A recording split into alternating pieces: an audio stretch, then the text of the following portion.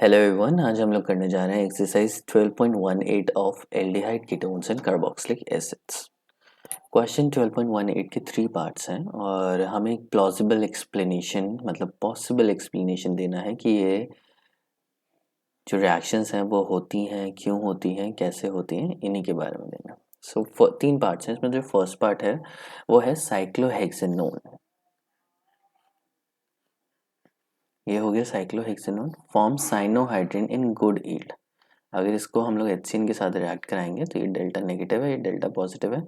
इसमें क्या होता है कि H ऐड हो जाता है ऑक्सीजन के ऊपर OH और यहाँ पे लग जाता है साइन और इसको हम लोग बोलेंगे साइनो हाइड्रिन। सिंपल। तो इसमें तो जो रिएक्शन होती है इसमें आती है हमारी गुड यील्ड, मतलब अच्छी यील्ड आ जाती है, रिएक्शन बहुत आराम से हो जाती है। लेकिन अगर हम लोग लें 2,2,6 ट्राइमिथाइल साइक्लोहेक्सेन 2,2,6, अगर इसमें हम लोग HCN की रिएक्शन कराएं तो गुड यील्ड नहीं मिलती, पुअर यील्ड मिलती है, मतलब अच्छी यील्ड यहाँ पे नहीं मिलती, रिएक्शन अच्छे से नहीं हो पाती। अब इसका हम लोगों को रीज़न देना है। तो सबसे पहले अगर हम लोग बात करेंगे तो HCN तो वही है, सेम ही है, ठीक है। HCN वही करेगा, OH और CN बनाएगा। यहाँ पे क्या है, सिर्फ हमारे पास कीटोन है और यहाँ पे भी कीटोन है, तो रिएक्शन तो डेफिनेटली होनी चाहिए, रिएक्शन होगी भी, थोड़ी बहुत तो रिएक्शन होगी। बस ऊपर वाले केस में क्या है कि यील्ड अच्छी आती है, यहाँ पे यील्ड अच्छी नहीं आती, मतलब यहाँ पे प्रॉपर्ली रिएक्शन नहीं हो पा रही है। तो रीज़न क्या है, reason is steric hindrance.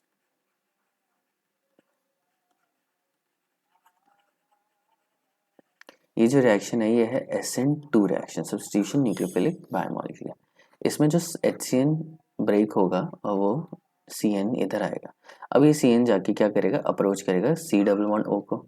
But आप देखो यहाँ पे दो दो बल्कि ग्रुप है, ठीक है, और इधर से भी अगर वो इधर से मौका ना मिले तो वो इधर भी जा सकता है, लेकिन इधर भी बल्कि ग्रुप है, तो वो दोनों साइड से जाने की कोशिश कर रहा है लेकिन वो अप्रोच ही नहीं कर पा रहा कार्बोनिल कार्बन को। क्यों नहीं कर पा रहा, क्योंकि स्टेरिक हिंड्रेंस, आसपास ओवर क्राउडेड हो रखा है कार्बोनिल। अगर ये इतनी आराम से अप्रोच नहीं कर पाएगा तो फर्दर रिएक्शन कैसे करेगा, रिएक्शन तो तब होगी ना जब वो उसके पास पहुंच भी पाए। तो प्रॉब्लम ये होती है कि ये ओवर क्राउडेड होने की वजह से या बहुत ज़्यादा ट्रैफिक होने की वजह से साइनाइड कार्बोनिल कार्बन को अप्रोच नहीं कर पाता। अगर वो अप्रोच नहीं कर पाएगा तो ये रिएक्शन भी अच्छे से नहीं हो पाएगी। अगर आप बहुत ज़्यादा हीट दे दो तो थोड़ी बहुत रिएक्शन 4%, 5%, 10% चली भी जाए, लेकिन for most of the cases के लिए ये रिएक्शन लोअर टेम्परेचर पे नहीं जाएगी। वेरस इधर क्या है कि साइनाइड बहुत आराम से अप्रोच कर सकता है, कुछ है ही नहीं उसके पास, हाइड्रोजन है और हाइड्रोजन तो बहुत छोटे छोटे ग्रुप होते हैं, तो ये हाइड्रोजन उसको इतना रिपेल नहीं करेंगे जितना ये बड़े बड़े बल्कि CH3 ग्रुप उसको रिपेल करने की कोशिश करेंगे। कॉन्सिक्वेंटली आपकी रिएक्शन पुअर यील्ड में मिलेगी अगर वो दोनों ही तरफ से डाई सब्स्टिट्यूटेड है। सो आई होप आप इसका रीज़न समझ गए होंगे। बस आपको क्या करना है, इसको लैंग्वेज में 2 लाइन लिख देना है। आप लिख सकते हो since the presence of 3 methyl group on alpha carbon, दोनों अल्फा कार्बन है। Since there are 3 bulky methyl groups are present on alpha carbon, therefore cyanide is unable to approach the carbonyl carbon. Whereas in the case of cyclohexanone, no such steric hindrance is observed. Thus, we get lower product yield for 2,2,6 trimethyl cyclohexanone. बस इतना लिख दो, हो जाए क्या काम। Let's move to the second question. There are two NH2 groups in semi-carbazide. दो NH2 group हैं सेमी कार्बाजाइड में, however एक ही NH2 ग्रुप इन्वॉल्व होता है रिएक्शन करने के लिए। तो ये तो हम लोग बहुत बार यूज कर चुके हैं। अगर हम लोग सेमी कार्बाजाइड पहले लिख लेते हैं NH2 CO NH NH2, और फॉर एग्जांपल यहाँ पे हमारे पास है कार्बोनिल कार्बन। अब होता क्या है कि ये है तो ये न्यूक्लियोफिलिक एडिशन, न्यूक्लियोफिलिक एडिशन है तो मतलब न्यूक्लियोफाइल क्या करेगा, यहाँ पे अटैक करेगा, डेल्टा पॉजिटिव डेल्टा नेगेटिव। अब इसका जो नाइट्रोजन है ये है रेजोनेंस में इन्वॉल्व, तो ये इसको आप ऐसे बना सकते हो NH2 पॉजिटिव O नेगेटिव। एक और केस में आप बना सकते हो,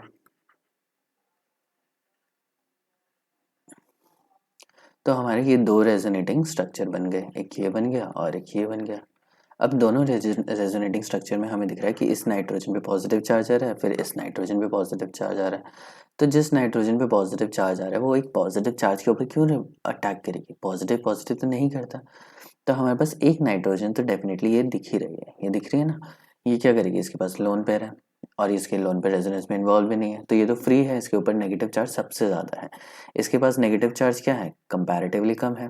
फॉर एग्जाम्पल 3 स्ट्रक्चर हैं, 3 स्ट्रक्चर में से 2 पे लोन पेयर है, तो 2/3 इसके पास नेगेटिव चार्ज है। ठीक है, सिमिलरली इसके पास भी कितना है, 2/3 नेगेटिव चार्ज है। और यहाँ पे क्या है, यहाँ पे लोन पेयर है, लोन पेयर यहाँ पे है, तो 3/3 विच इज इक्वल टू 1। तो इसके पास फुल फ्लेजेड नेगेटिव चार्ज होने की वजह से, फुल फ्लेजेड लोन पेयर होने की वजह से ये NH2 सबसे पहले यहाँ पे अटैक करता है और हमें क्या मिलेगा, NH2CO NH positive, CO negative, RH। अब ये इसका हाइड्रोजन ले लेगा तो हमें मिल जाएगा, वैसे हमें मैकेनिज्म नहीं कर रहा, मैं बस दिखा रहा हूँ इधर, NH OH।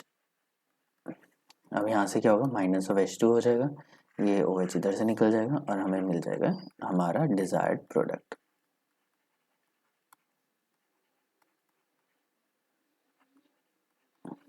मिल गया। सो बेसिकली है क्या कि अगर आपके पास लोन पेयर होंगे, अगर आपके पास नेगेटिव चार्ज होगा तो वो अटैक करेगा। अब 3 ऑप्शंस हैं हमारे पास, ये भी नाइट्रोजन है, ये भी नाइट्रोजन है और ये भी नाइट्रोजन। तो जिसके पास नेगेटिव चार्ज ज़्यादा होगा तो वो पहले अटैक करेगा ना, क्योंकि ये तो इलेक्ट्रोस्टैटिक अट्रैक्शन की तरह हो रही है कि नेगेटिव पॉजिटिव की तरफ जा रहा है। तो इन तीनों में से जिस नाइट्रोजन के पास ज़्यादा नेगेटिव चार्ज होगा वो सबसे पहले जाके अटैक कर देगा। तो यही नाइट्रोजन है जिसके पास सबसे ज़्यादा नेगेटिव चार्ज है, मतलब सबसे ज़्यादा अवेलेबल लोन पेयर है। बाकी दोनों के तो रेजोनेंस में इन्वॉल्व हो रहे हैं। ठीक, सो ये हो गया आपका सेकेंड पार्ट। तो इसके लिए आप सिंपली लिख सकते हो, आप ऐसे लिख सकते हो, semicarbazide has 2 NH2 groups but उनमें से एक, but one of them is involved in resonance. Consequently, the one which is not involved in resonance has more negative charge or more availability of lone pair. Thus, it reacts instantly to give the desired product. Let's move to the third. During the preparation of ester from carboxylic acid and alcohol, in the presence of acid catalyzed, the water of the ester should be removed as soon as it is formed. सो जब भी हम लोग ester बनाते हैं, ester कैसे बनाते हैं हम लोग, जैसे मैं ले लेता हूँ RCOOH प्लस ROH, इसमें हम लोग डालेंगे H2SO4। ठीक है, तो क्या होगा कि यहाँ से OH और यहाँ से H रिमूव हो जाएगा, उल्टा मत करते ना, यहाँ से OH रिमूव नहीं होता है। तो ये बन जाएगा RCOOR प्लस क्या निकलेगा, वाटर। अब सबसे इम्पोर्टेंट पॉइंट क्या होती है, it is a reversible reaction, मतलब ये रिएक्शन रिवर्सिबल में है एंड प्रेजेंट इन इक्विलिब्रियम। ये रिएक्शन जो है वो इक्विलिब्रियम में प्रेजेंट है।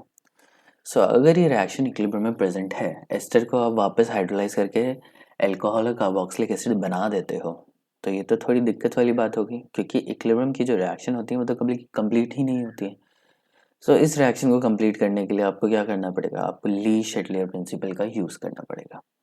According to Le Chatelier principle, अगर इस रिएक्शन को आप चाहते हो फॉरवर्ड डायरेक्शन में ले जाने के लिए, तो या तो रिएक्टेंट्स को और अमाउंट में डाल दो, या फिर अगर रिएक्टेंट नहीं डाल सकते तो प्रोडक्ट में से एक को हटा दो।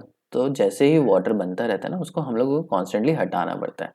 अगर इसको हटाते रहेंगे तो यहाँ पे H2 की कॉन्सेंट्रेशन कम होती जाएगी और इक्विलिब्रियम कहाँ जाता रहेगा, फॉरवर्ड डायरेक्शन में जाता रहेगा। तो यहाँ पे आपको क्या लगाना है, Le Chatelier principle. To shift the equilibrium in the forward direction, the water of the ester form should be removed. Okay, तो वाटर को आपको हटाना ही पड़ेगा, तभी जाके रिएक्शन फॉरवर्ड डायरेक्शन में जाएगी।